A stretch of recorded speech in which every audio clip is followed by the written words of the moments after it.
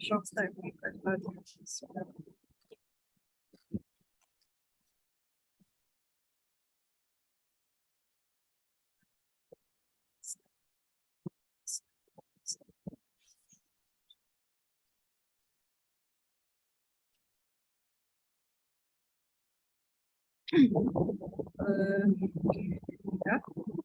Thank you for our speaker today, Dr. Harwani. So, before we begin, I think we should introduce ourselves. We are from a research group named Photonic and Radiation Group, or in short, we call it as a PHORAD and PhotoRad. And the title for today's talk is Space Environment and the Radiation Effects. I think we better introduce our speaker today. Thank you, Dr. Harwani. So Dr. Harwani USM was born in Pasir Mas, Kelantan. She received the Mara Education Scholarship, further her studies for Bachelor of Aerospace Engineering at Tokai University, Japan, and graduated in 2004. In 2006, she received an offer to further her studies for a double master's under the Erasmus Scholarship Program of the European Master for Aeronautics and Space Technology. The first master's degree was obtained at the Technical University of Munich, Germany, and the second was obtained from Polytechnic University of Madrid, Spain. In 2008, she started to work at the School of Aerospace Engineering, University Science Malaysia, USM, before pursuing a PhD in 2011 in computational theoretical physics at USM. So her expertise is in space environment modeling, Earth's magnetic field, and space physics and space mission design and analysis. In addition, she is actively involved in space outreach among high school students through the Space Connect program organized by the Space System Laboratory School of Aerospace Engineering. She is also the co-founder and committee of an NGO known as the Malaysia Space Initiative, or in short, MISI. MISI's mission. Your mic is not clear. I'm not sure why. Tak dengar. Oh, sorry. Now is it clear? Yes. Okay. Sorry. So Mrs. Mission, should I repeat from start? Tak apa kot, nak boleh proceed dah. Okay. So Mrs. Mission is to become a platform for networking and support for space enthusiasts and industry players. As a researcher, she studies electromagnetic modeling of the ionosphere for earthquake precursor research. She uses satellite and ground sensors data to analyze and build modeling to predict an earthquake event. She is also in charge of developing a home ground sensor known as temperature and electron density probe that can be mounted on nanosatellites for ionospheric research. She is also a consultant engineer in Angkasa X Holding Corporation as head of the Engineering Project Management Office. Angkasa X is a group of companies that invest in research and development, IP creation, component sourcing and testing, assembly and manufacturing, launching and maintaining state-of-the-art low Earth orbit, or in short, LEO satellites. So many, alhamdulillah. So without further ado, we welcome our guest speaker, Dr. Harwani, for our title today, the space environment and the radiation effects.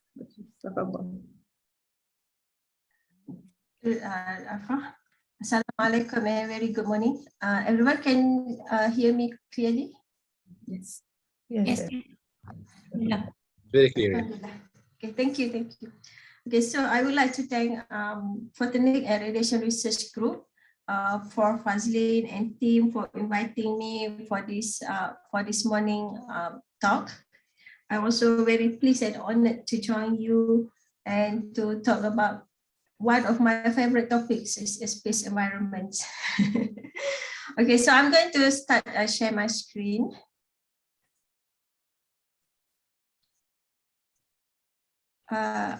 You can clearly see my slides. Yes. Can you? Okay, thanks. Thank you. Okay, so thank you, Arfas, for actually it just a very humble lecturer here. Just have a very passionate in space and satellite and anything related to the space. And it just happened to be I have a PhD in electromagnetic computational electromagnetic physics, doing something related to the electromagnetic, and by chance I have met Prof. Fazlin contact me to have a consultant in the radiation and the space radiation and so on. That's how we actually met, is by Allah plans here. Okay, so you already know about my background. It just show me my pictures here to show how patient I am in satellite. So these are my pictures in South Korea launch pad in Nami Island. Very soft point, the most southest point in South Korea peninsula. So I standing there I went there on 2018 for the training in Korean Aerospace Research Institute. Okay, so without further ado, I will continue to talk about the space environment. What is the space environment? What is it between of the Earth and the Sun? What is and also at the end of the slide, I'm going to talk about the space environment and the effect to the spacecraft design, including all the electronic component inside the satellite. So, where we this is another terms that we use a part of the space environment. This space weather, but space environment and space weather, or sometimes we have another research group called them the space physics. Actually, space environment, space weather, space physics, most of the things is we learn quite a few same thing. So the space environment is actually environment between the Earth and the Sun and all the related body around our solar system. So we are not talking about the black hole here or about the galaxy nebula or what is that fall under astronomy. For space environment, we only talk about the interaction between the sun activity and also the sun activity effect to the Earth. Okay, that's why I put to another very important the Earth and the Sun. So let's just know a little bit more about our Earth environment. Okay, so that's what I talk about, the interaction between the Sun and the Earth. This area, what we call the space environment or space weather. So as far as you know, the Sun is our main star here. Sorry. The large ball hot gas and consists of the hot plasma, and it's very active. The age of the Sun is billion years, still very active and still have more another billion years to kick in. So I have a question here. Can I put some interactive presentation here? I think I also expect some feedback from audience today. Boleh. Okay. Who can give me the real color of the Sun?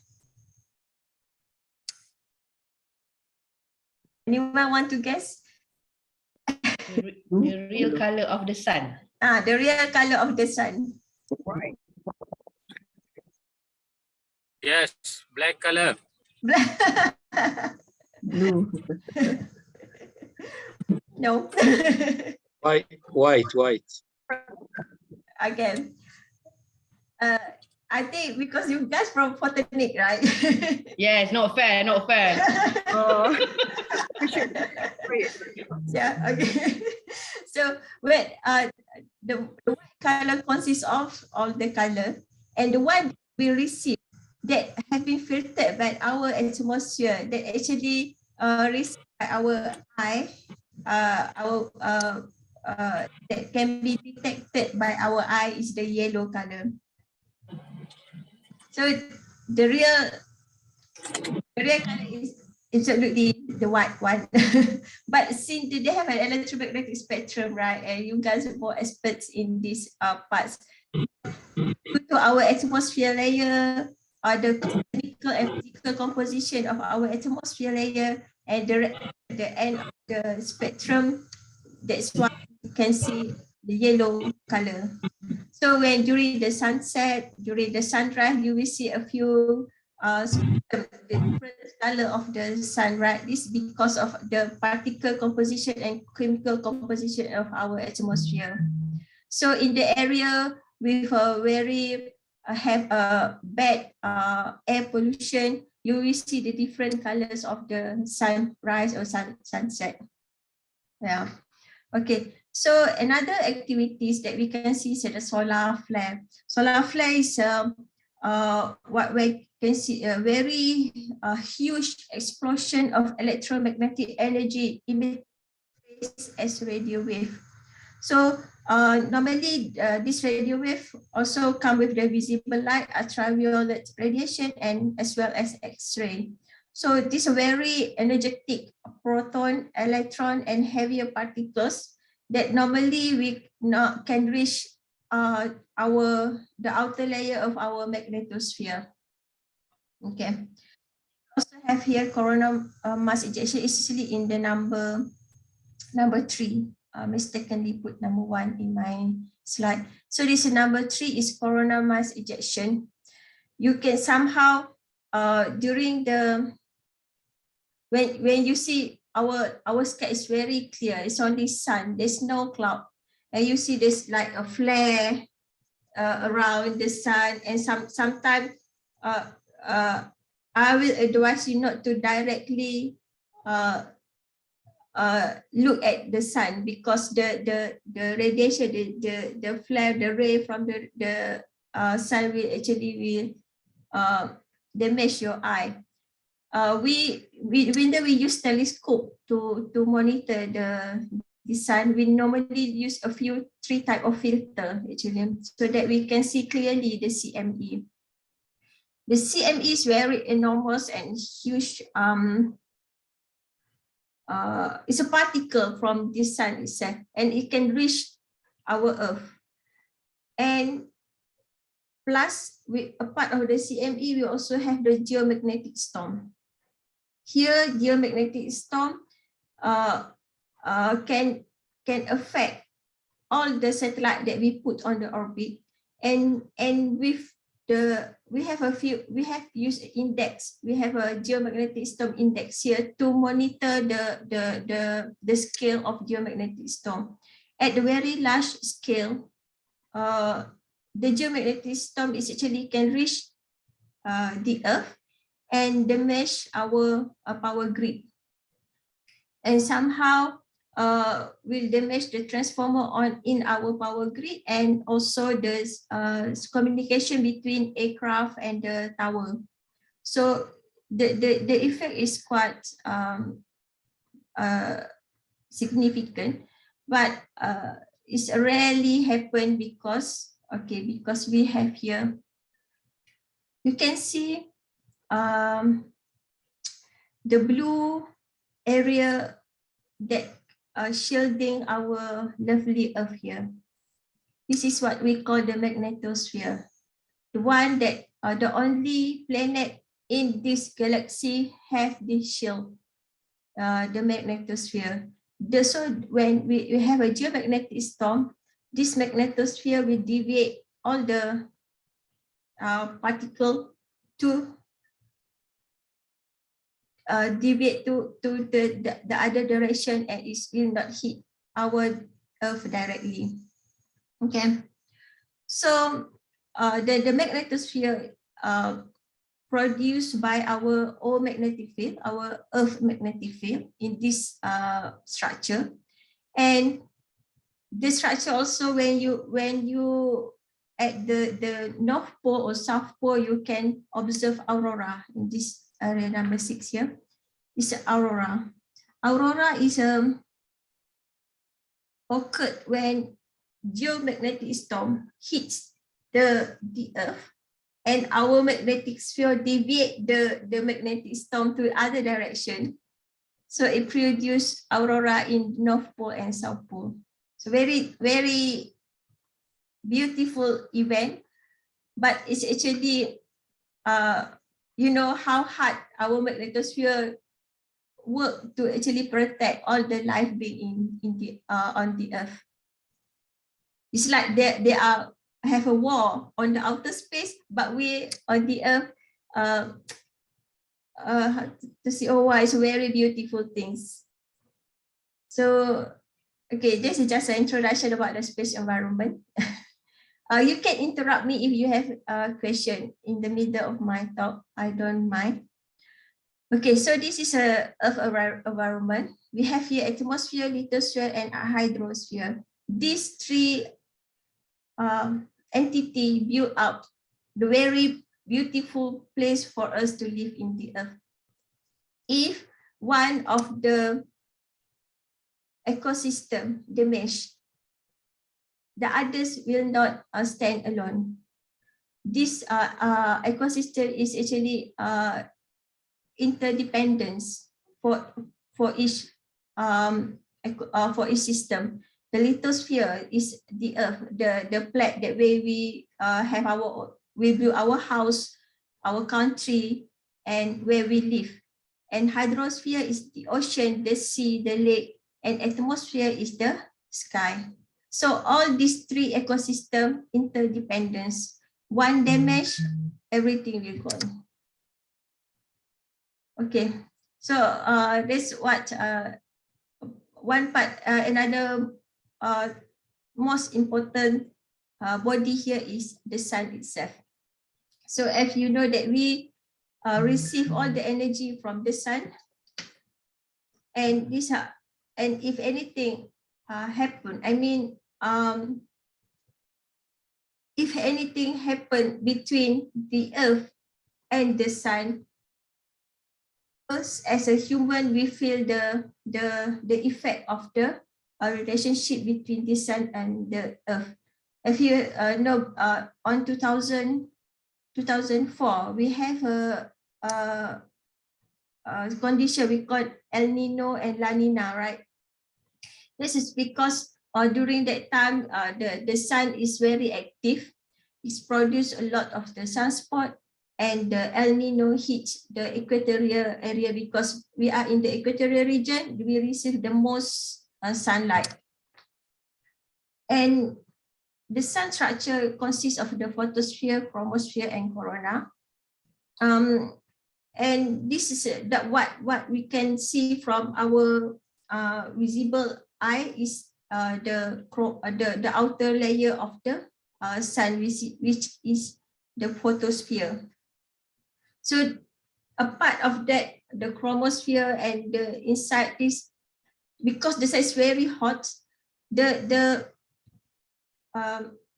core of the sun is almost liquid because the very high pressure and very large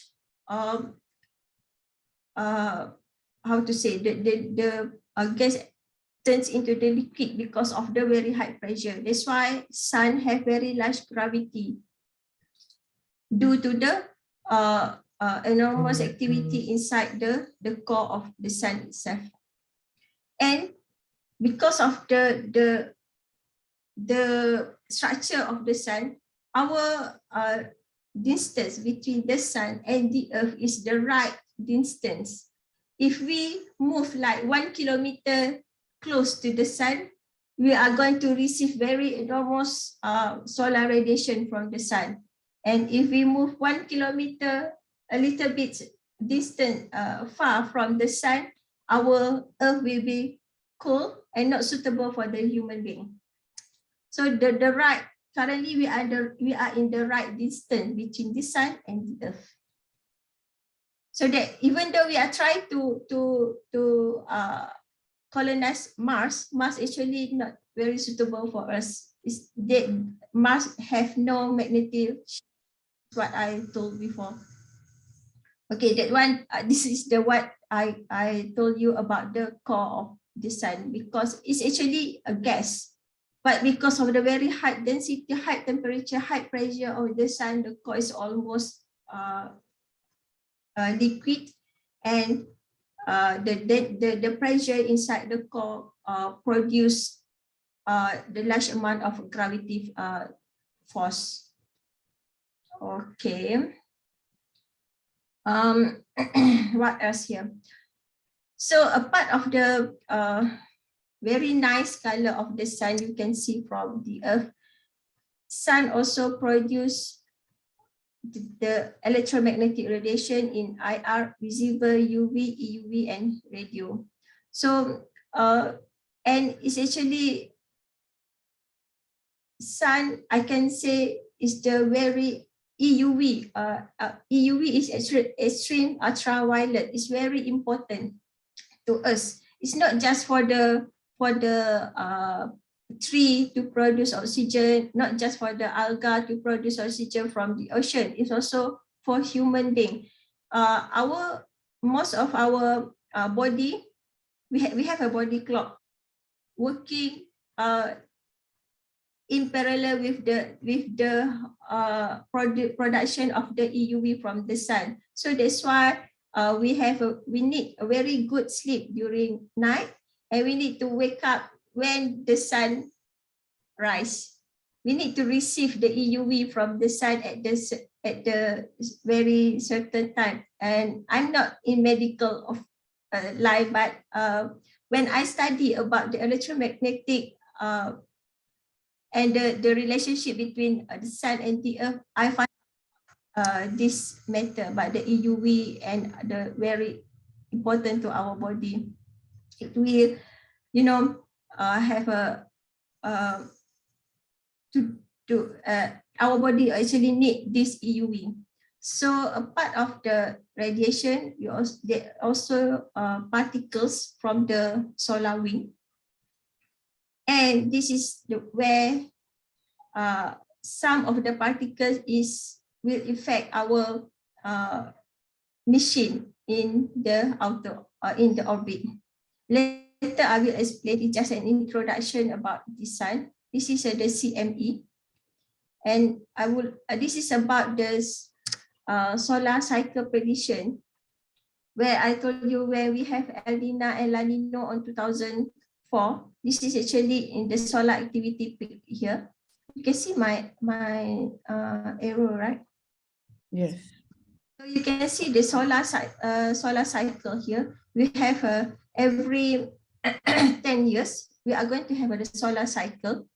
And during the peak solar cycle, the last solar cycle is 2020, and we have a peak solar cycle in 2015. And there's also a relationship. I have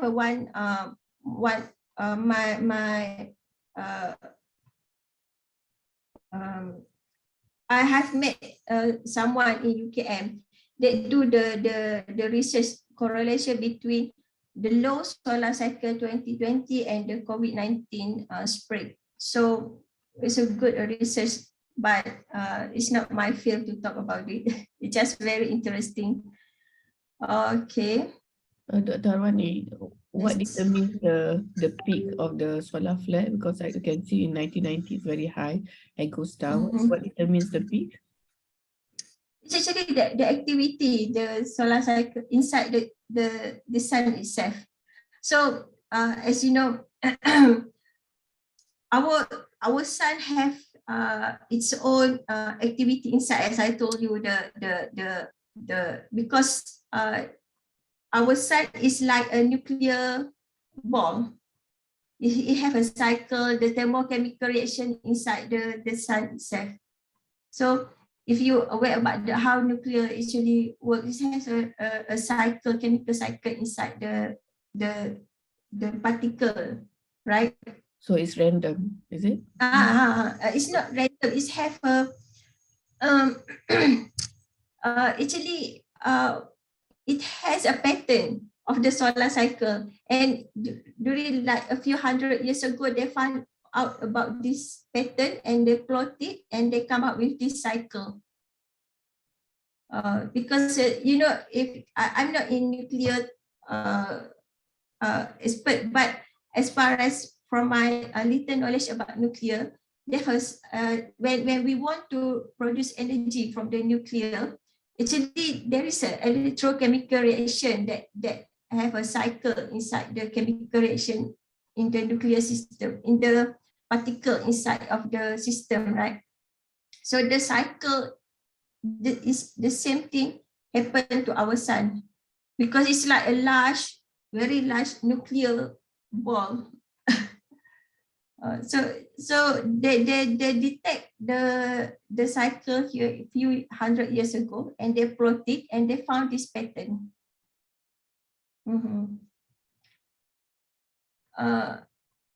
During the low solar cycle, it's not like I can say there's no activity on the sun. It's still activity on the sun, but in very low activity. You still have a sunspot, you still have a solar flash, still have this ME, but very low. I mean, we use an index. We use index to monitor the solar activity. So there's an index of -100 to 0 and 100. So where the index is negative, is meaning that low activity of the solar cycle. We call it the ST index, geomagnetic storm index.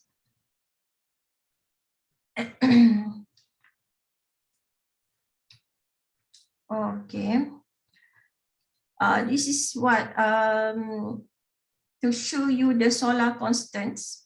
So this what we receive every year when we live in the equator region. We receive the quite constant solar. And a part of the others that have a summer solstice and the winter solstice. I will explain this a little bit here. Okay. This is very important in aircraft and satellite design. This is where we figure out the two most important subsystems that rely on this sun direction. The power system, where we need the solar panel to power up our satellite. Another thing is our altitude determination and control system, where somehow we use the sun sensor to control the behavior of our satellite.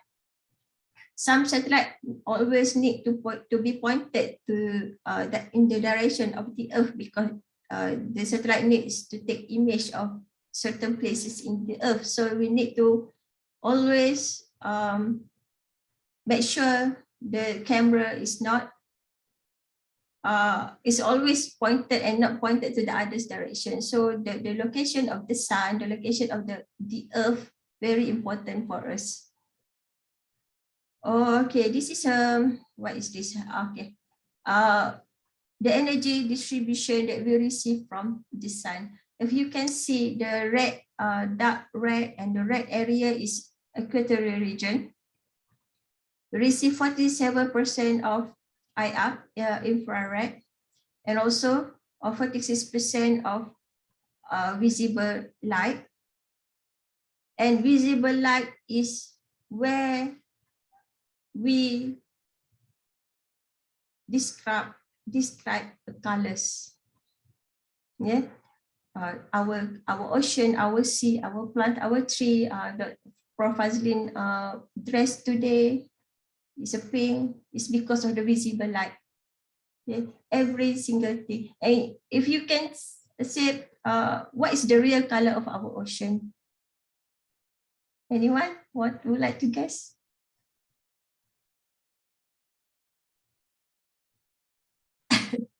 I asked someone from Botanic Research Group.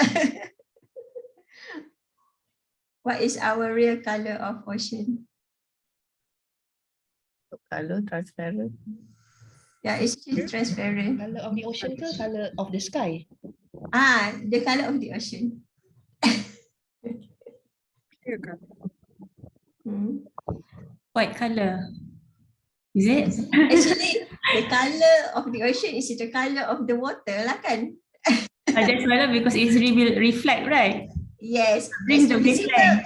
Yeah, that's Yeah, visible visible. light. Yeah, that's visible light. Reflect the wavelength of the Yes, light. yes, right. If the water reflect Mm. the blue color, you see the blue Sometimes, color. it's green color, isn't it? Green, and some lake it's really reflect the pink color. True. I have traveled a lot across some ocean. I have experienced the very dark blue ocean, very dark blue. It's really scary when we see the dark blue ocean, because we know it's very deep and it reflect the dark color, meaning that it's very deep ocean. So it's quite scary for me. Okay. So whatever we see, whatever the color that we see in the earth, from our eye, is actually the visible that reflect the spectrum, right? I talked about photonic today. Okay. So this solar radiation intensity, we use this intensity to calculate our power for the satellite and any machine that we send to our outer orbit. Okay, this is albedo. Anyone familiar with albedo before this? No. Alfredo saya tahu. Pasal This first time you heard about albedo? Yes. I will show you one more figures here. The light that we see from moon is albedo from the sun. Because moon cannot produce their own light. The moon material did not produce their own light, because moon is just a rock on outer space, is a rock. But the material on the surface of the moon, the sun, the dust, have an ability to reflect the light from this side, and that's what we see from the earth. That's what we call albedo, the reflected light from another body. So here, moon actually reflect like 6 to 8% of albedo from its surface. If you see the very large moon, very beautiful full moon, is actually only 8% of the light from the sun that reflected by the moon. Okay, so this is because the particle, the sand, the dust on the surface of the moon have an ability to reflect the light. So our snow with the light color, the white color, also have an ability to reflect 95% of albedo. But our road produced by the asphalt, black asphalt, only reflect like 5 to 10%, and you know why it's a bad idea to have a dark rooftop in Malaysia? Because it's reflect very less sunlight. So most of the building or in equatorial region that receive most of the sunlight, we have a light roof, light paint, white paint, and so on. It's actually for our comfortable inside, that live inside the house. And a part of this, this is a albedo reflection rate globally. Okay, as I told you, because the snow is with white color, so it's reflect most of the albedo. What about the area in Africa region? Why is have a dark red? Anyone would like to guess? Right.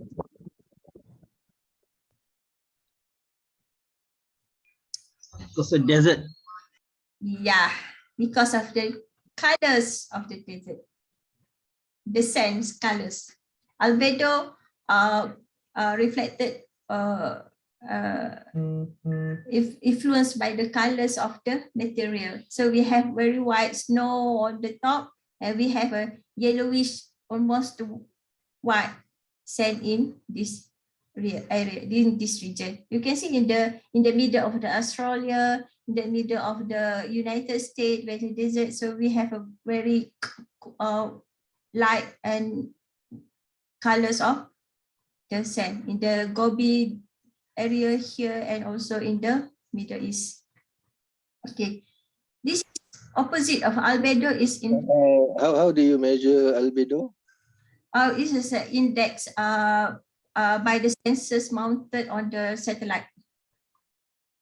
We have a few sensors that monitor, mostly is infrared sensors. We use infrared sensors, and a part opposite of the albedo index is a infrared. That's how they calculate the albedo and infrared.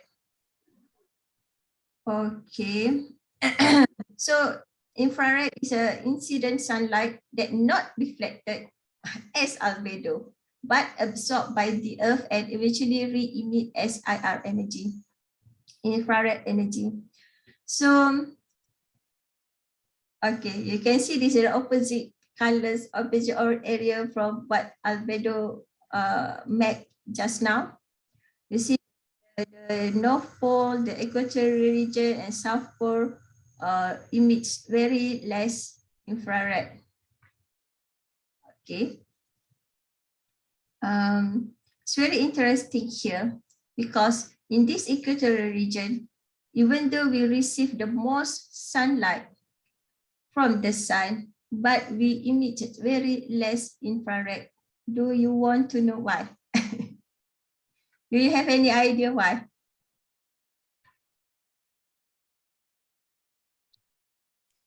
Sorry, Dr. Harwani, what is it just now? I cannot catch up. Yeah, we receive the most sunlight from the sun because we are in equatorial region, but we emit very less infrared. Do you know why? So the trees. The jungles. Yes, exactly. That's the most accurate answer, because of the plant, the tree, the jungle, the forest that we have in our region, and the most one that we need to treasure. Because when we lost the forest, the jungle, we live in the microwave oven. Because we are in the region that receives the most sunlight. We have no choice. We born here, our fate to be in equatorial region, but we are blessed with the jungle. And another thing is the cloud. We have a most cloud in our region. Okay, that's why we emit very less infrared. Okay, back to the neutral environment here. That's what I back to the, we have, I already talked about the lithosphere, the hydrosphere, and now I'm going to the atmosphere, also the most important ecosystem for the Earth. And how the scientists actually categorize the atmosphere. We have a few sphere here: troposphere, stratosphere, mesosphere, thermosphere, exosphere. So every single layer here is differ by the chemical composition and the temperature. So the moment you arrive in this area, you will feel the different temperature and chemical composition that will determined by the composition of the gas itself, the oxygen, the nitrogen, and so on. Okay, it's very interesting figures I would like to you. So we are live in the sea level, 0 kilometer here. And all the climate, the weather is only produced at 2 kilometers. When you today we have in Lembah Klang, we have a rain also in Penang, but not so heavy rain. But all the cloud is actually produced at 2 kilometers. And we have a commercial aircraft at 10 kilometers. And these are rules by the civil aviation of Malaysia. The highest aircraft only can fly above up to the 15 kilometers. And because actually the aircraft engine could not go more than 20 kilometers due to the system of the engine. And the only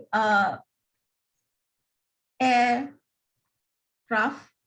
that need air to fly is a supersonic plane or aircraft fighter that can go up to the 30 kilometers. So if you can see in the Top Gun movie, the pilot wear the mask, the tank oxygen mask, because at the 30 kilometer the oxygen level is start to reduce. Even if you have experience to hike the Mount Everest, altitude is at 8 kilometer, you still need some type of, you need the oxygen tank. Okay, so spacecraft is at area 400 to 1,000 kilometer, and this is our ozone layer at 30 kilometer here, and this is the light or spectrum that we receive from the sun to the earth. That's what I told you why we see the yellow color of the sun, because that's what we receive from the spectrum or the electromagnetic spectrum of the sun. Okay, I will skip this. Okay, this is a vacuum environment. The moment we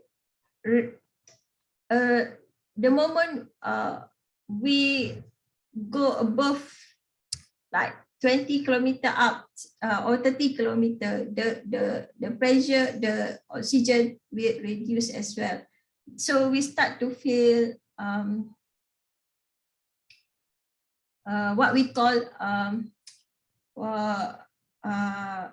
some difficulty to breathe, right? Because the pressure that crash our lungs, so that we because of the very less pressure in after the 20 kilometer and above. And that's what they start the call is a vacuum environment, but it's actually not 100% vacuum, because you still have a particle inside that even though we are at the 20 kilometer, there's still a particle of the dust. Okay, this just okay. So in practice, it's not possible to have 100% vacuum, because this our outer space, even though still have a lot of the particles and dust, that sometimes we cannot measure the size of the particle and so on. So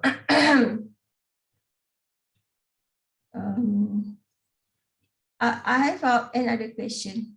Where we start to define the space? Where we start to define the space altitude? Anyway, sorry, I love to ask a question, because if I have give a physical talk, I will bring a chocolate, so that the one that answer my question will receive a chocolate. Unfortunately, today is online, so I can't give you the chocolate. Anyone know where we start to define the space? Is it after the atmosphere? Or what The layer of the atmosphere just now that you mentioned? What altitude, Doctor? Oh, just now you mentioned it is about 300 kilometers. Is it correct? It's 100 kilometer. 100. Okay. Yep.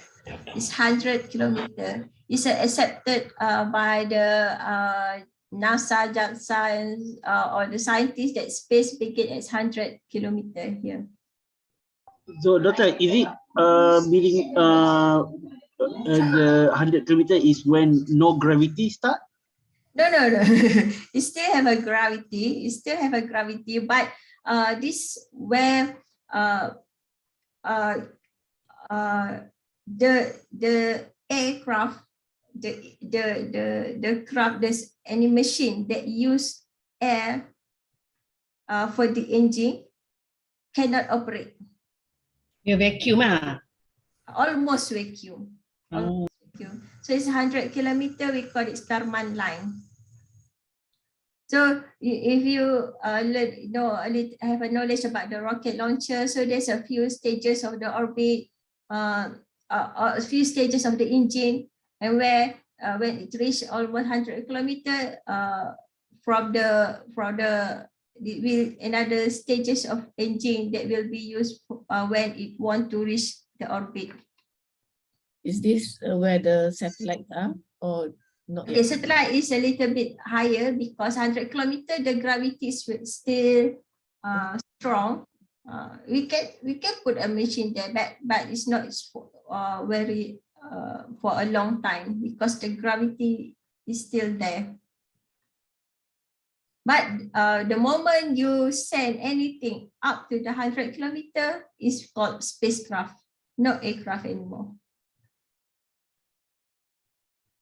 Okay, so what we have here is a plasma environment. It's a we are very blessed and very beautiful here, the magnetosphere that what we have as a shield, or in Malay they call the perisai. Without this shield, the human, the weather will not survive. Any habitats, any life or the earth cannot survive without this shield. So any planet all planet in solar system don't have this protective shield. Only the earth that have this shield. So what we call the magnetosphere. The magnetosphere consists of the rain current here, the plasma sphere, and the Van Allen radiation belt. So it's what I told you before on the first slide that we have the solar wind that we redirect the solar wind to another direction, then produce the bow shock here because of that magnetosphere. Okay, this is what I told you about the aurora produced by the interaction between solar wind and the magnetosphere. And this is the region of the magnetosphere. There's another layer called ionosphere. Ionosphere between 90 to 1000 kilometers, where the very dense proton, electron, and neutron. So this composition of the particle of this and high energetic particle inside this layer is actually provide a lot of mystery and knowledge for researcher like me because I study a lot about the ionosphere, about the particle of how it interact with human, how it interact with the satellite and all the machine that we send to the outer space. The interesting part is they are accidentally find out about this layer when they put one antenna. And the antenna propagate the signal, shoot a signal to the sky, and it suddenly reflected. It's reflect up to the E region. It reflected back. So because of the very dense particle in this ionosphere area, so that's how they start the terrestrial communication. And actually, because of this environment of the ionosphere, we figure out the interaction between the solar activity, the Earth magnetic field, the Sun magnetic field, the signal from the satellite. And from this study, we have a lot of application from the study. As from my introduction by Dr. Arfa, is what one of my research is related to electromagnetic wave propagation for the earthquake precursor, because I use a satellite data on this region, calculate the electron density here in E region, and the pattern of the electron density in E region during the quiet condition is quite similar. So when we detected anomaly, meaning that there's something happen, it's either from the Earth or from the Sun. So during the low solar activity, if we detect any anomaly in E region electron density pattern profile, it must be something wrong with our Earth. So it's either the seismic activity or nuclear activity or volcanic eruption or whatever it is. But if in our region where there is no nuclear eruption, there's no nuclear activity or volcanic eruption, we can assume that it may be the seismic activity. And that's where my research going on. Okay. So this is just this profile that I told you. This is the electron density profile during the day and the night. We all during the low solar activity, no, the event that I told you before, we have very almost same profile every day. It is when once we detect any anomaly in this profile, that is going to be I can stay the whole night to study about this data because of this anomaly, something must be happened here. Okay. This is a global ionospheric TEC change. TEC is a total electron content where we use a GPS signal error to detect the TEC. TEC is actually a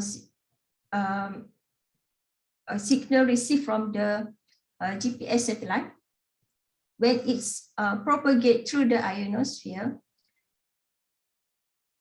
if there is no anomaly, then there's you will receive the normal signal. But if there is anomaly in the signal received from the GPS satellite to the GPS receiver, then that's what we measure it as a TEC. So you can see here that there's some area that if affected by the South Atlantic anomaly, also some area affected by the EIA is equatorial ionospheric anomaly due to the particle that go through the ionosphere. It's very wide application used when we have a data of the TEC and electron density measured in ionosphere.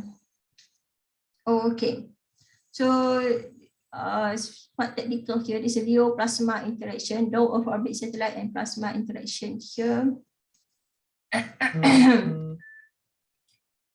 Okay, I would like to show you this is what we call here the it's a galactic cosmic radiation. Is a radiation coming from the outer space, from the star, from the close body that passing by our orbit, such as asteroid, and sometimes we have comet here that passing by our near orbit. So this also coming with the galactic cosmic radiation. It's go through a lot of, something like related to the isotropic energy particle and so on. And this is a system of the solar system. while our Earth have our own magnetopause, our Sun also have what we call heliopause. Here, heliopause is also a magnetic radiation shield produced by the activity gravity produced by the Sun and all her children, the Earth, the Mars, the Saturn, produce some what we call the heliopause to protect the system from the galactic cosmic ray that have a very huge radiation. So that's to ensure all the satellite or the machine that we send to outer orbit to monitor the Sun, to monitor the Earth is in a good condition, a part of the galactic cosmic ray influence. And this is a solar radiation. The composition of the solar radiation is very technical parts. Okay, this I love to show you this figure because you see, the one that we protected by our magnetopause here, or magnetic shield here, is the geomagnetic storm and the solar flare. But somehow, with a very little amount also may pass this shield and eventually arrive to the Earth. So you can see here how big is the Sun, how large is the coronal mass ejection and the solar flare and the geomagnetic storm. The moment is in the very active, and how this magnetic shield is actually protected us from this monster. Okay, so a part of inside of the magnetic pulse, we have two belt here, what we call the Van Allen radiation belt. I think all of you are familiar with this Van Allen radiation belt. We have inner Van Allen radiation belt, and we have outer Van Allen radiation belt. So our low of orbit is inside radiation belt, meaning that around up to the 100 kilometer to 1,000 kilometer, we call inside, because after the 1,000 kilometers is where the inner radiation belt located. We are not going to put our satellite inside here because it's very high particles here. The radiation is very high. It's going to damage all the electronic inside the satellite. And after that, we have a geostationary satellite. Is after, meaning that it's after the inner, but still not reach the outer area of the radiation belt. So mostly our GPS or geostationary like MESAT and all the satellite communication is located here in this area. Just curious, what makes the belt, the Van Allen belt, or why is it there? The composition of the Van Allen. Yeah, why is it there where the proton and electrons are there? Sebab apa dia berkumpul kat situ? It's because due to the interaction between our Earth magnetic, our own magnetic field, and the Sun magnetic field. That's how it's produced something like this. So the interaction is due to the gravity and also actually some effect from the moon itself. There's a different attitude or different layer of magnetosphere have a different interaction. So somehow at this area, it produced two layers of radiation belt where is all the most dense particle produced here and come out with this shape of the what we call the radiation belt. Okay. There's a lot of reason. Most of it is because of the interaction between the gravity force, the magnetic field of our Earth and the Sun itself. And also the reaction of the other gravity of other planets. So it's a very beautiful interaction between every planet that we have here. Every planet that we have here play a different role that help our Earth produce that magnetic shield. So if you say you don't like Mars and you want Mars to be out of our solar system, eventually it will affect our gravity, our magnetic field and others there. So it's collect all the system. So we need everything here to make the Earth is suitable for us to live. Every single planet. Okay. This what I want to show you where is our satellite is located. It's inside here is International Space Station, around 600 kilometers here. Very small one here. It's a inner wind and radiation belt, and this is outside here is where we put the GPS satellite, and then we have the outer radiation belt. And then a part of that, we have a micrometeorite or orbital debris coming from the micrometeorite after the Jupiter belt. We have a micrometeorite belt, and actually the gravity of Jupiter protect Earth to be collide with this meteorite from the other orbit. So what is the difference? It's just a extra knowledge for you guys for the what we call meteoroid, meteor, and meteorite here.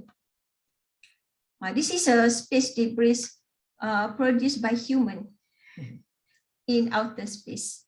We send a satellite, we send a rocket, we send any machine to the outer space, and somehow it's not operate or damaged, or when it's collide with the meteor and then it's damaged, we cannot control our satellite anymore, so it just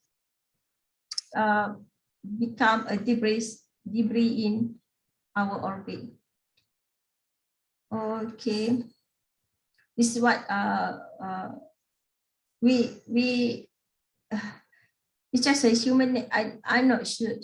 It's very hard to say this because we have a problem to manage our waste on the ground, on the Earth. We also have a problem to manage our waste on outer space as well. So this I would like to show you how the debris actually happen when Iridium is a satellite communication. Collide with another satellite from Russia, Cosmos. Cosmos is already the dead satellite, collide and produce another debris that eventually orbiting our Earth.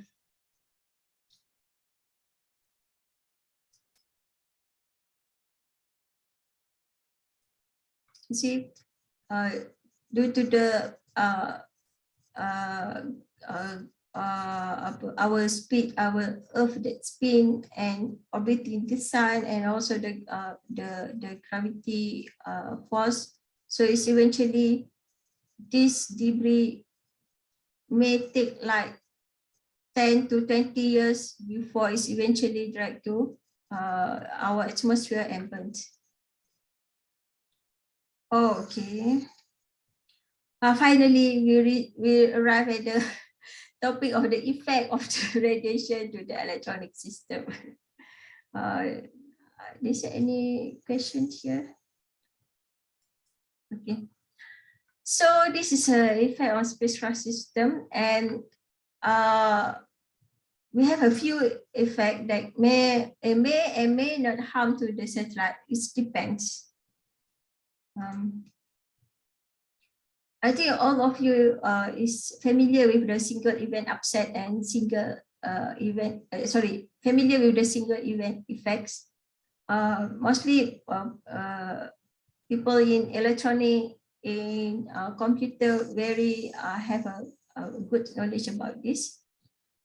So this is a single event upset where they actually correct me if I'm wrong. is because due to the extra charged particle coming from the outer source and interact with the particle inside the electronic component.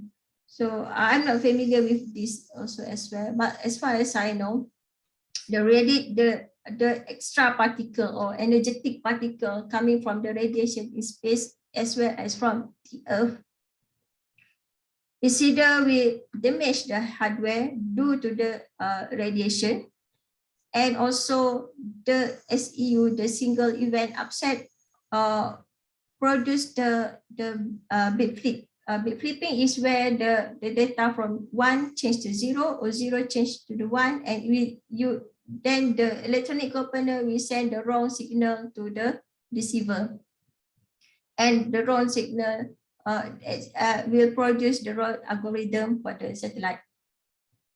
So as the consequence of this impact is either the satellite will have a shorter lifetime, or it's just stop working and we cannot control anymore, because most of the electronic component that damage will also damage the computer of the satellite. The moment the computer is damaged, meaning that we cannot send any command or send any or receive any command from the ground station. Also interrupt the communication between the satellite and the ground station, and somehow it will give the wrong signal to the ground station, or either is provide the incorrect computing because of the bit flipping, the 0 to 1, 1 to 0. And the worst case is where nowadays we have a autonomous car like the Tesla that can drive autonomously using the GPS technology. It will be compromised because of the interruption of the service, as well as the road signal sent to the car. So it is compromise the safety, the life for the user as well. This is another thing is a spacecraft charging. It's either surface charging or internal due to internal dielectric due to the energetic particle received from the radiation of the sun. And this energetic particle will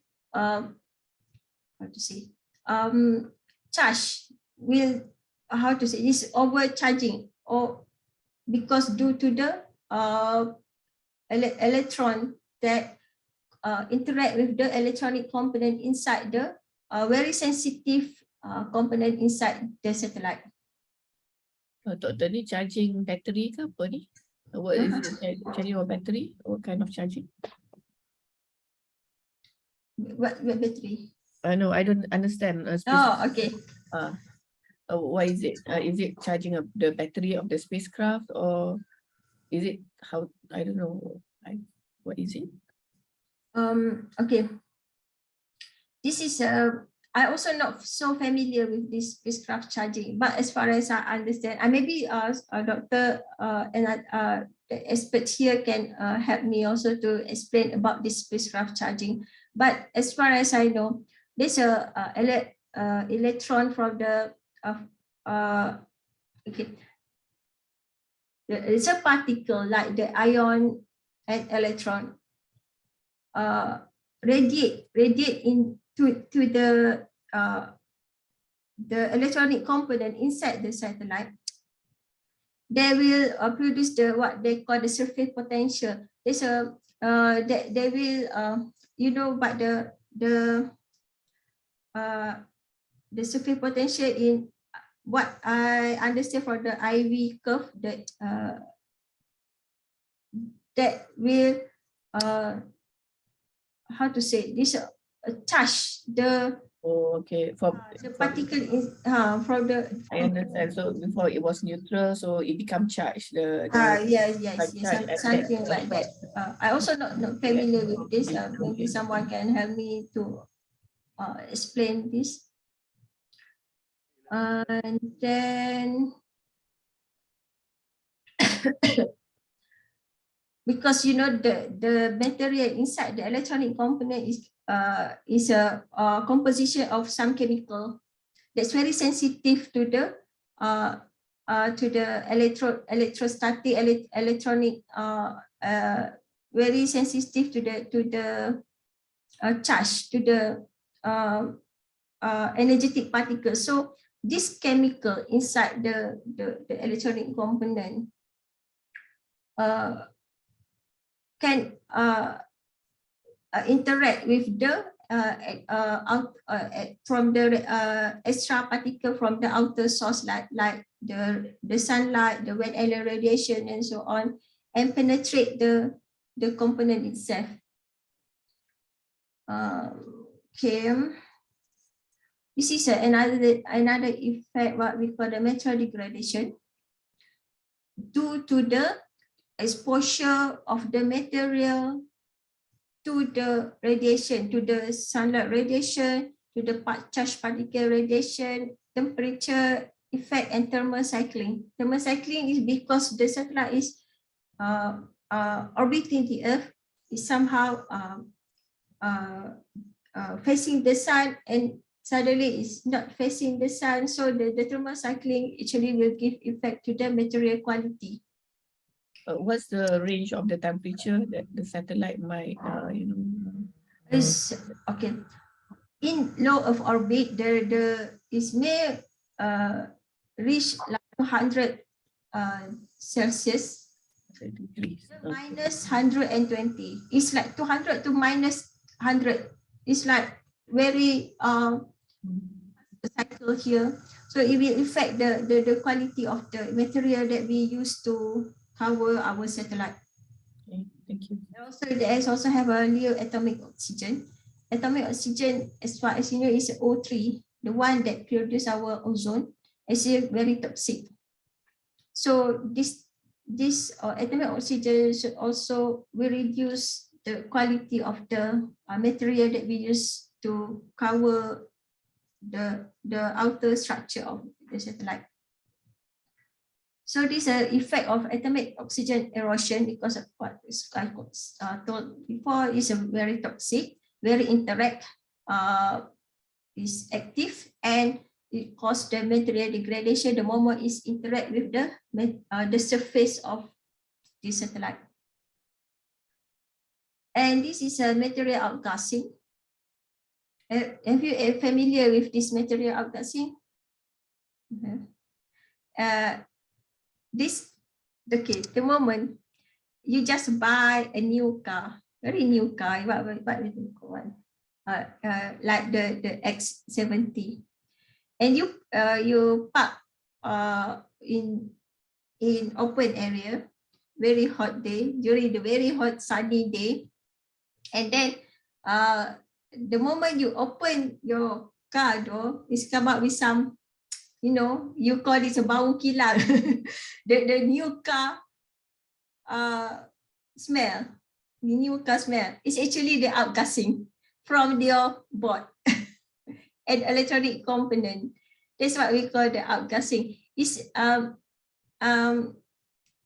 somehow is quite bad actually to where the moment you open your car, the new car smell come out, is not good for your health. So just let it open, let the gas flow, and then you can enter the car. If you smell this outgassing for the material, is somehow in the long term can damage the lung. It's actually toxic. Because this material outgassing interaction we somehow in the long term is contaminate the component inside the satellite. So this very small area compound inside the satellite contaminated due to the direct energy coupling and surface material heating. So it's the same thing happen where it's in our car, in the material opposite happen inside our car. Okay, this was technical. Another effect of the spacecraft system is the spacecraft drag. Due to the existence of molecule and atom in low of orbit, cause the satellite eventually orbiting the Earth become nearer and nearer to the Earth. You know, the moment we put a satellite on orbit, there's a solar pressure, solar radiation pressure. This pressure is eventually reduce the energy of the satellite. The satellite become a little bit lazy, and it will reduce the it takes out the energy of the satellite, and suddenly eventually it's become lower and lower. Well, it's not good because our mission depends on the altitude of the original orbit. The camera that should be pointing to the Earth have a focal or field of view that is defined by the altitude of the orbit. So when this happens, we will use another system to put the satellite back to the original orbit. This is the spacecraft glow due to the optical emission is either from the spacecraft or from the sun. So you know, but the light pollution is also happen during when the spacecraft facing the sun, and because sunlight sun that the satellite receive in orbit come from the radiation form is produce the atomic oxygen, and this what we call the molecular absorption. I also not familiar with molecular absorption, but for the atomic oxygens come from the very high density of radiation of the sunlight, and this is one of the major reason why the telescope is failed on orbit. You know, because optical, I think you guys are more expert in these optical things, but it's very sensitive to the light, right? The optical equipment, very sensitive. This is another example that of collision with the meteoroid and debris to the spacecraft. Even with the small, very small debris like 10 centimeter, less than 10 centimeter, because of the very high velocity on orbit, the effect is very huge here, what we call the hypervelocity impact. It totally will damage the structure. It's another example of the collision with the debris. And okay, I think this is going to almost the last slide, the communication interference. So from the slide previous, I already talked about the ionosphere, the magnetosphere, the particle, the electron density inside the ionosphere, and a part of that is actually the reason why we study about the atmosphere and the space physics and whatever we call the space environment is because of major influence to the communication, terrestrial communication, satellite communication, and also somehow affect the aircraft communication, ship to the ship, and also the other rural area communication. Okay, this is what most interesting part here. This is communication. This is the area of the ionosphere where the most density electron and a proton here. It actually damage the spacecraft electronic. due to the SEE, SEU, the latch up, and so on. And the high, if we spot the sunspot, meaning that the solar activity is high activity, it will eject the coronal mass, and the interaction in the activity in solar actually will increase the electron density inside in ionosphere, and it eventually interfere the GPS signal. This is what we call the ionospheric scintillation, where we detected error in communication and as well as the navigation from the GPS. And GPS signal also will affect the communication in between the aircraft and the tower and the aircraft to the satellite. So this is very important. Can you imagine we are lost in the middle of KL? For me, if not, I'm not from Lago or KL.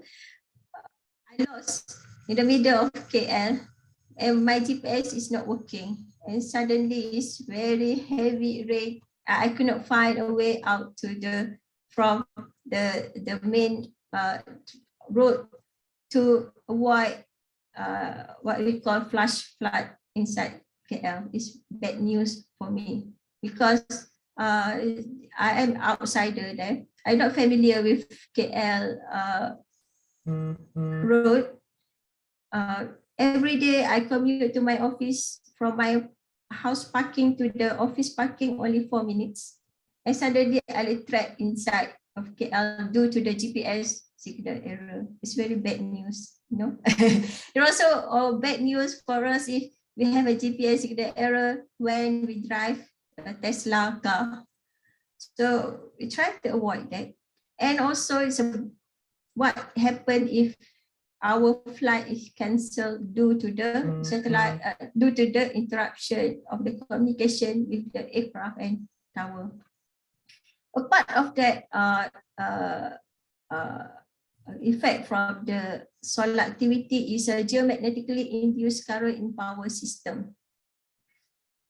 When we have a very intense CME geomagnetic storm from the sun, the electromagnetic pulse somehow penetrate our magnetosphere, and the electromagnetic pulse, the Newton electromagnetic pulse is eventually damage the transformer in the power grid, and voila, we have a power shortage.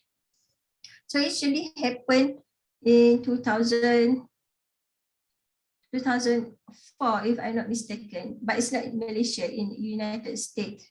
The whole town is effect from the GIC, what we call the geomagnetically induced current in power system. We also have a group, also TNB in Malaysia have a R&D group that currently study about this geomagnetic storm and effect to the power grid. The geometric storm is coming from the space. From the sun. From the sun. Oh, okay. Yeah. It has to do with the solar flares or It's the production of the sunspot. sunspot? Sunspot. I tak cerita pasal sunspot ke tadi? Okay. Sunspot is sorry.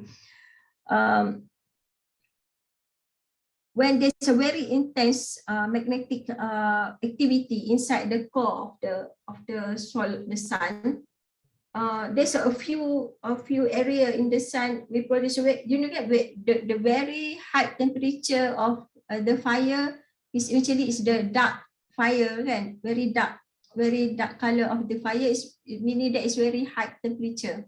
So the same thing happen on the surface of the sun. So in the very high activity inside the core that produce in some area the very high temperature on the surface of the sun, we observe it produce a dark spot. Dark spot. It's actually like black spot the surface of the sun, meaning there's a lot of activity inside the core of the sun. So at that moment, if we detect a lot of the sunspot on the surface of the sun, meaning that there's a very high energy, flood from the sun, and eventually you reach, we arrive in the Earth. That's what we call the geomagnetic storm. So this activity, this event eventually the mesh, because it's come in the electromagnetic pulse, the Newton electromagnetic, and so this pulse affect the power grid, where the sorry, the mesh, the transformer on the ground, and also finally it shut our power source. So it's not always happen, but when it's happened, and it will cause a lot of billions dollar damage. Okay. Okay. I think that's the last slide of mine. And yes, it's a friendly reminder. This is the only home we have, and I hope after this we appreciate what we have here in our Earth. We protect our Earth, and we being grateful is the most thing that we should have. Yeah, I think this is the end of my presentation. Sorry if it's quite technical, and if you don't understand, you can ask me. Okay, thank you, Dr. Arfan, Professor. Thank you, Dr. Siti Harwani. We Thank you, Dr. for Q&A. Anyone likes to ask?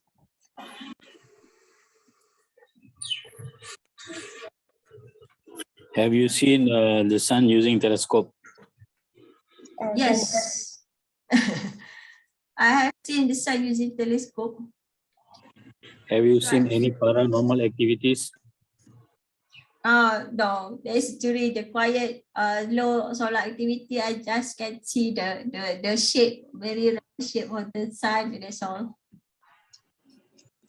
I've not experienced, observed sun with a paranormal activity.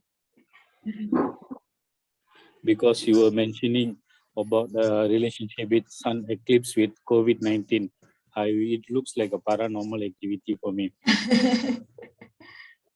It's somehow, okay. Actually, how could it be correlated within the sun eclipse and COVID-19? COVID-19 was created by some unwanted individuals or unwanted country to damage everyone, or it could be a lab accident. What is the relationship? No, actually, it's not my research fee. I just told you that this another person that I know from UKN do this research. But it's not about the correlation between the low solar activity and the COVID-19. But the relation, what he studied is the relationship between the low solar activity and the spread of the COVID-19. It's really become the global pandemic. I'm not so sure. I may give you the contact of the researcher if you would like to know more about that. Dr. Hanafi also involved in experiment in research like this. Dr. Hanafi from Mechanical Engineering Department.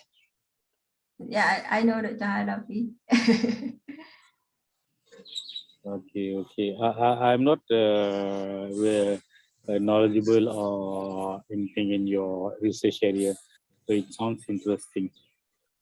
That's why I took it. Thank you very much for your time. Yeah, Thank you. Thank you, Dr. Rahman. Any other question from the floor?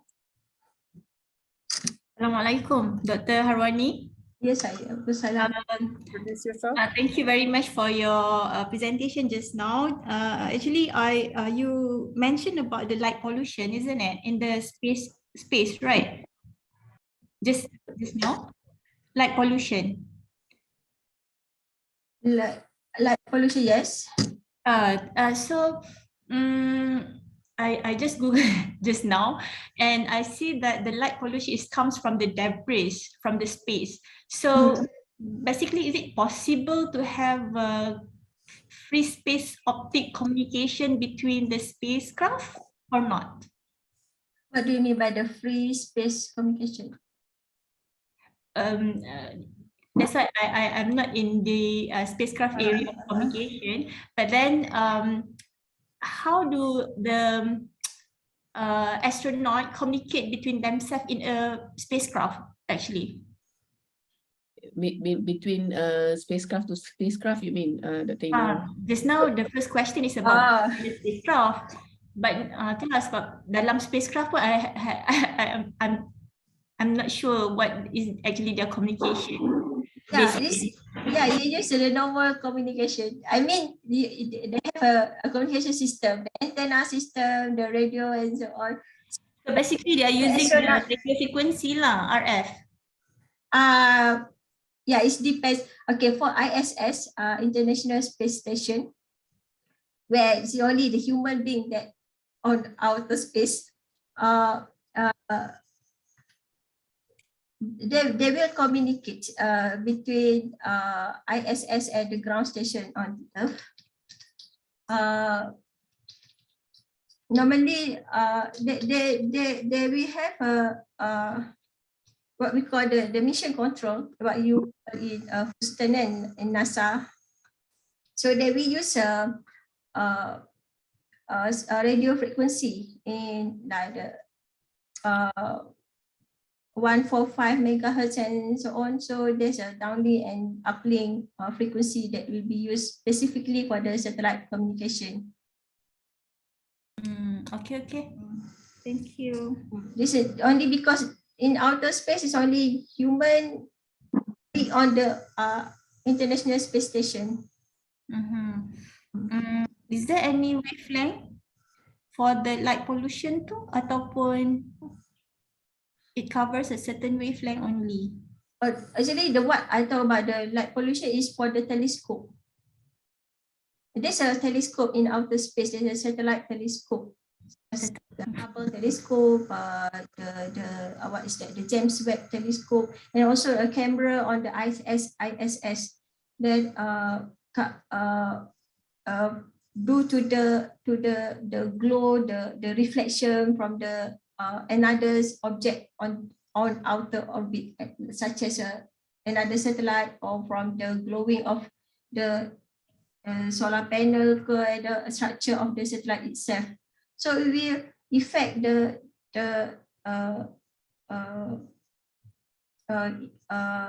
optical devices on the satellite. I also not very sure about this because it's not my field on that telescope and optical equipment.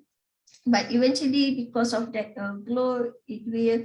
I'm not also sure about the frequency that obstruct the optical equipment, but it is a disruption on the optical equipment due to the glow. Yeah, basically it will increase the noise because that's the side that we don't have. So it increase the noise, therefore it's more difficult to determine what's the real object if there's a lot. Yes. Thank you, Professor. I also Thank you knowledge about that. Yeah. I have a question. So actually, I thank you very much for the talk. I really learned a lot today, Alhamdulillah. I have a question regarding, is there any study on whether the radiation over the years have become worse or not? And if there's a study, where can we find the study? For example, for each one, for the solar flare, for the Van Allen belt, does it change the composition of the composition of electron and protons inside the Van Allen belt? Does it change or not? The galactic cosmic ray, so does it change or not? It becomes worse or better? Do you know about this? Okay, actually, it's always a change due to the solar activity, but it's the change is not. I mean, the pattern, is it become worse with no. It should be there. It's always the same. The pattern is not changed like in very significant change. So Yeah, as long as our Earth magnetic field exists and the solar magnetic field also exists, the pattern is the shape, the structure of the composition of when aeration belt is. the shield, is it possible that the shield will become less? Is it possible? I don't know. Yeah, if anything happened to our Earth magnetic field, if our Earth magnetic field change, we become less or whatever it is, if we change the structure of the Van Allen radiation belt. But it's a very bad news to us. Yeah, so if the Earth magnetic field change, what can cause the Earth magnetic field to change? Is it macam Dia akan reduce, dia akan deplete and reduce, and maybe some layer will eliminate or what I meant is what can possibly make the magnetic field of the Earth change? Maknanya is it okay, normally the activity inside the core of the Earth itself. Oh, okay. We never know. No scientists have reached the core of the Earth. Is it possible if it is due to the human activity? No. But if we have explode a lot of the nuclear bomb, so it's maybe will change. Maybe will change. Or we build a very huge dam curve that change the or we stop the ocean curve, we like dry out some certain of the ocean, so it will reduce the mass of the certain location in very large area. So it may change because the gravity is influenced by the FMA. The gravity is actually influenced by the mass of the body, the Earth itself, and also the gravity field. The core inside the Earth actually is actually spinning around. That's how it produces the gravity, and it depends to the mass of the Earth itself. So if we enormously change everything that Allah has decided for us, then the system is haywire and suddenly it's with the mesh. So the kiamat. Just kidding. So Benar-benar. another question, is there a way to remove the debris? Have there been study to remove the debris? What do they do? Yeah, there's a lot of research, and also there's a startup company from Japan try to create a technology to remove the debris. Somehow they use like a net to caught all the debris, the small debris, and bring back to the Earth, but in our atmosphere, or somehow they use like what we call this a tether. They pull the unoperational satellite and bring it back to the orbit that did not disturb another satellite. There's a lot of research, and currently there's a lot of support from the United Nations as well to have a space debris. Even though for this time being, anyone who going to send a satellite to the orbit should propose how they are going to do with a satellite when it's end of the lifetime. Okay, thank you very much. Assalamualaikum, Doctor. Yes, Waalaikumsalam. Okay. Having said from Prof. Fazlin just now about the magnetism of the Earth, how it can be changed, is there any possibility that the particle from the sun flare or sunstorm, such as neutrino, that can affect the core of the Earth? We know that neutrino can penetrate the Earth crust deep into the Earth core. Or maybe we can relate this with the movie of 2012. You watch a lot of movie like me. Yeah, I know it is. I know it is not really scientific, but I mean, you said just now about the sun dark spot. Maybe we know that the sun now is growing. Okay. Okay. So maybe in future, how this will affect our Earth? This is actually very interesting story, very interesting question. Thank you for that. And actually, I always told my student to watch a movie, a science fiction movie, because I love to trigger, to tease their idea. So we always have brainstorming about a movie. It's very good things for the teaching and learning. And back to your question. In my field, in earthquake study, there's a we call it a two, what we call two mazhab, you know. There's a group of research believe that solar activity, the solar magnetic field, solar any solar activity that may actually affect the seismic activity on the earth. And there's another mazhab, the belief that our core, our earth core is actually not stable enough, and because of the instability of our core create the anomaly in our own magnetic field, and somehow in late 20 years up to now, there's a lot of the seismic activity happen in the area, in the earthquake area. Okay, so your question is it possible the solar activity actually affect the change of the earth magnetic field, right? I actually cannot answer is yes or no, because the research is still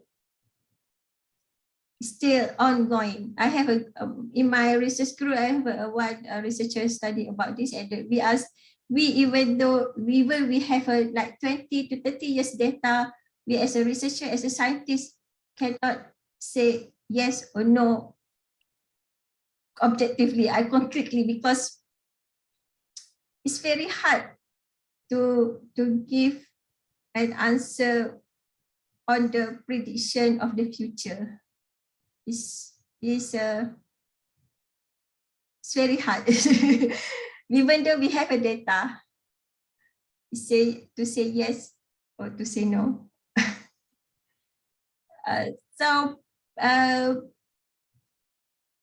Okay, from my scientist point of view, there's a data show that the sun activity actually affect our earth magnetic field. There's a data show that, and but to say that it should penetrate up to our core, there is no concrete data yet to prove that. But there's a data to show that our solar activity actually affect the earth magnetic field. And as far as we know, the earth magnetic field is influenced by the mass of the core inside the earth, and also the earth attitude spinning around the sun. So that's how far I can tell you about this.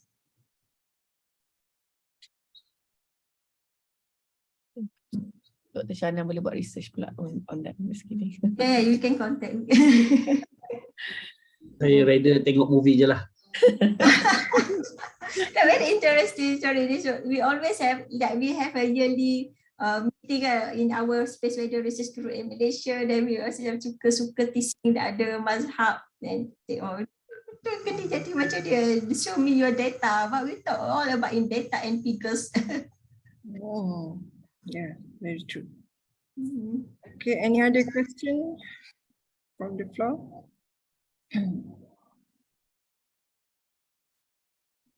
Dr. Alfah, saya ada satu soalan lah. Yeah. It's not really a soalan. I'm very intrigued with the graph yang Dr. Harwani share awal-awal tu, yang tunjukkan there's a pattern of each every 10 years tu kan. The solar cycle. Yeah, the solar cycle tu. So you can see that the peak value tu getting lower and lower. So basically kita boleh predict when the sun is going to die. What do you think? Yes, we can predict when the sun is going to die. Serious? Yes, there's a because as I told you before, our sun is actually very huge, a large nuclear ball. Oh. The system have this thermal cycle. Hmm. Can predict the age of the sun and when it's going to die. So 2030 we're gonna see another one lah kot, eh? The solar activity, another solar activity. height solar activity. Okay. Thank you, Dr. Harwani. Other question?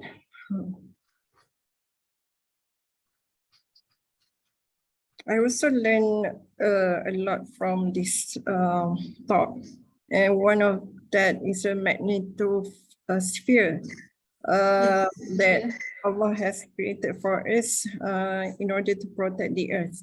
Yes. So maybe from your own, maybe simple word, how you maybe wants to promote for all of us to maybe defend our earth or help to like safeguard our future and the earth. So how, from your point of view, you want to ask everybody to participate in this environmental and also to save the world? Okay. You know, this in space community, like, you know, some the idea of move to the other planet because our Earth is dying. Yeah. This is very bad idea, you know. As far as I told you that you move to another planet, the planet have no magnetic protection. There's no shield that are going to protect us from the sun. Or to actually create the weather that is suitable for us. Before human sent to the earth to live in this earth, Allah has prepared this earth like 50 billion ago to create a very suitable weather, where the atmosphere start to be created, where the percentage, the ratio of the oxygen, nitrogen, hydrogen is for human, then human sent to the earth. At the end of my slide, I put this here because I always remind my students, this is the only home we have.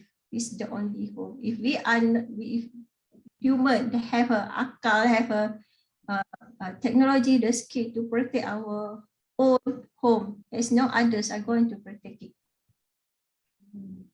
So the idea of move to Mars, I know in terms of that.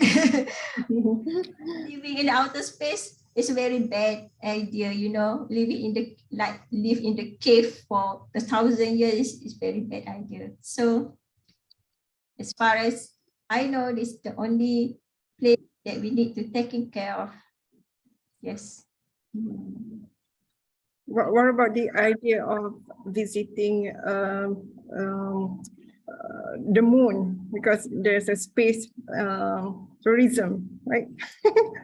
Yeah, this for space tourism is okay. It's just okay for tourists. Then you go, you come back to the Earth. For stay there, it's like you kat mana kat Malaysia?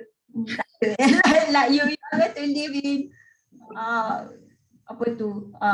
Sahara ke desert kan? There's nothing else there. Even Sahara pun have something there. Sahara is a place, you know, very good, very interesting place. A lot of habitat there, a lot of very good sunrise and sunset. Very nice place.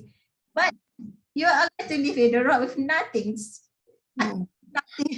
It's just a rock. It's not a good space. You are die for the loneliness. I'm not going to be there. I'm not going to live the moon.